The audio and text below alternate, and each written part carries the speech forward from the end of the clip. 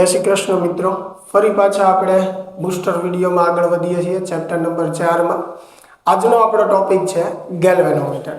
Galvanometer जे है any मददथी आपणे प्रवाहनुं पण मापन करी शकीए छीए अने वोल्टेजनुं मापन पण करी शकीए छीए, जेनी चर्चा आपणे नेक्स्ट लेक्चर में करीशुं। पण आजना लेक्चर में आपणे गैल्वेनोमीटरनी रचनानी वात करवानी है। तो गैल्वेनोमीटरनी अंदर बे चुंबकीय ध्रुवोनी वच्चे एक पातळा तारमांथी बनेલું ગૂંચળું રાખેલું હોય છે।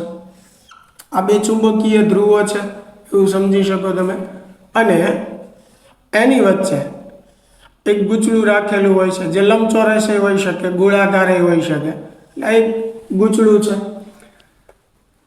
અહીંયા જ્યારે પ્રવાહ પસાર કરવામાં આવશે ત્યારે ગૂંચળા પર ટોર્ક લાગશે અને ગૂંચળું જે છે એ ભ્રમણ કરશે। એટલે ગૂંચળું એના કેન્દ્રને અનુલક્ષીને અને એમાંથી પસાર થતી ભ્રમણાક્ષને અનુલક્ષીને ભ્રમણ કરશે। તો આ જ ભ્રમણાક્ષ પર ગૂંચળાને અડે નહીં તે રીતે ત્રિજ્યાવર્તી ચુંબકીય ક્ષેત્ર ઉત્પન્ન કરવા માટે એક પોલો નળાકાર રાખેલો હોય છે, જે ત્રિજ્યાવર્તી ચુંબકીય ક્ષેત્ર ઉત્પન્ન કરવા માટે મદદરૂપ થાય છે।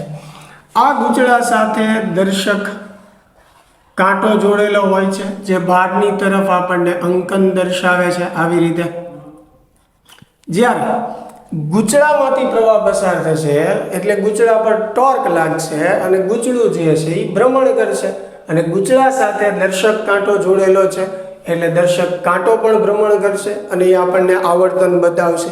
અહીંયા ગૂંચળા પર લાગતું ટોર્ક મેક્સિમમ હોવું જોઈએ અને મેક્સિમમ ટોર્કનું સૂત્ર આપણને ખ્યાલ છે। શું થશે? BINA। એટલું ટોર્ક લાગશે, ગૂંચળું ભ્રમણ કરશે એટલે દર્શક કાંટો પણ ભ્રમણ કરશે। પણ જ્યારે પ્રવાહ પસાર કરીએ ત્યારે ગૂંચળા પર ટોર્ક લાગે એટલે દર્શક કાંટો આવર્તન બતાવે છે। ધારો કે દર્શક કાંટો જે છે અહીંયા, હવે અચાનક આપણે પ્રવાહ બંધ કરી દઈએ તો ગૂંચળા પર લાગતું ટોર્ક બંધ થઈ જાય, શૂન્ય થઈ જાય એટલે ગૂંચળું ત્યાં અટકી જશે એટલે દર્શક કાંટો પણ ત્યાં અટકી જશે। તો દર્શક કાંટો બે પર જ આવીને અટકી જશે। એટલા માટે પુનઃસ્થાપક ટોર્ક પૂરું પાડવા માટે દર્શક કાંટાની બંને બાજુ એકદમ પાતળી સ્પ્રિંગો જે છે એ જોડેલી હોય। એટલે જ્યારે ગૂંચળા પર ટોર્ક લાગે અને દર્શક કાંટો જે છે ધારો કે જમણી બાજુ ભ્રમણ કરે અને જેવો પ્રવાહ બંધ કરવામાં આવે એટલે સ્પ્રિંગ જે છે એને ફરીથી પાછું ક્યાં ખેંચી લેશે? 0। એટલે કે જ્યારે આપણે પ્રવાહ બંધ કરશું ત્યારે દર્શક કાંટો જે છે એ ક્યાં આવી જશે? શૂન્ય આવર્તન પર આવી જશે। અને કોની મદદથી આવશે? તેની સાથે જોડેલી સ્પ્રિંગની મદદથી। એટલે સ્પ્રિંગ જે છે અહીંયા શું કરે છે? પુનઃસ્થાપક ટોર્ક પૂરું પાડે છે અને આ પુનઃસ્થાપક ટોર્કનું સૂત્ર થાય K∅, જ્યાં K જે છે એને સ્પ્રિંગનો બળ અચળાંક કહેવાય, ફાઈ જે છે એને ગૂંચળાનું કોણાવર્તન કહેવાય। તો તમે અહીંયા એમ પણ કહી શકો કે ભાઈ દર્શક કાંટાનું કોણાવર્તન, એટલે કે અહીંયા દર્શક કાંટો છે ત્યાંથી અહીંયા આવે છે તો આ જે છે એનું કોણાવર્તન દર્શાવે છે, ફાઈ જે છે। ચાલો, ક્લિયર? હવે ફાઈ અપોન આઈ જે છે, ફાઈ અપોન આઈ BNA છેદમાં K, તો ફાઈ અપોન આઈ જે છે એને કહેવાય ગેલ્વેનોમીટરની પ્રવાહ સંવેદિતા। એકમ પ્રવાહ દીઠ ગૂંચળાના કોણાવર્તનને ગૂંચળાની અથવા ગેલ્વેનોમીટરની પ્રવાહ સંવેદિતા કહેવાય। એટલે પ્રવાહ સંવેદિતાને દર્શાવાય ફાઈ અપોન આઈ વડે। એનો એકમ જે છે ફાઈ અપોન આઈ, ફાઈ એટલે ખૂણો છે એટલે એનો એકમ રેડિયન થશે અને આનો એમ્પિયર થશે। એટલે પ્રવાહ સંવેદિતાનો એકમ શું થશે? રેડિયન પ્રતિ એમ્પિયર થશે। પારિભાષિક સૂત્ર એનું થશે A-1।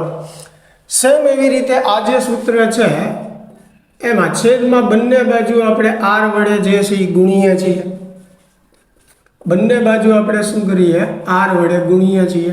તો IR એટલે એને વોલ્ટેજ કહેવાશે। તો અહીંયા આપણને મળશે ફાઈ અપોન V। તો ફાઈ અપોન V જે છે એને કહેવાય ગેલ્વેનોમીટરની વોલ્ટેજ સંવેદિતા। શું કહેવાય એને? વોલ્ટેજ સંવેદિતા। એટલે કે એકમ વોલ્ટેજ દીઠ ગૂંચળાના કોણાવર્તનને ગૂંચળાની અથવા ગેલ્વેનોમીટરની વોલ્ટેજ સંવેદિતા કહેવાય।